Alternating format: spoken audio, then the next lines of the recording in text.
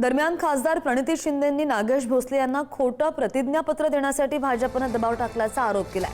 मात्र अर्जावरील आपली सही नसल्याचा दावा करत नागेश भोसले यांनी पोलीस तक्रार दाखल करण्याचा इशारा सुद्धा दिलाय।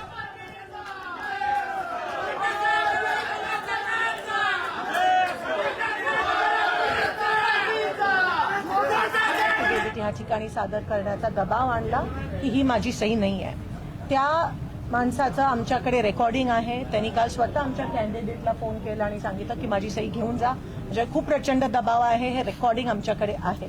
ती सही त्याची आहे, दोन्ही सह्या त्याच्या आहेत आणि आमचा पूर्णपणे फॉर्म व्हॅलिड आहे। म्हणून आम्ही कलेक्टरना या ठिकाणी निवेदन केलं आरोना आणि त्यांच्या सहकार्याने की ही स्क्रुटनी ही पारदर्शक पद्धतीत होऊ देत।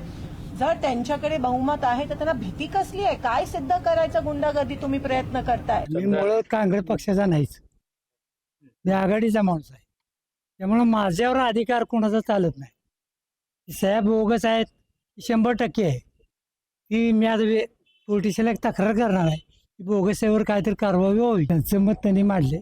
ऍक्च्युली मी कोणाला घाबरत नाही आणि मी पैसे कोणाचे घेत नाही। मी पैसे पुरवतो सगळ्या, मी पैसे घेत नाही कोणाचे, किडनॅप नाही, काय तुमच्यावर दबाव टाकला काही नाही, सगळं खोट आहे।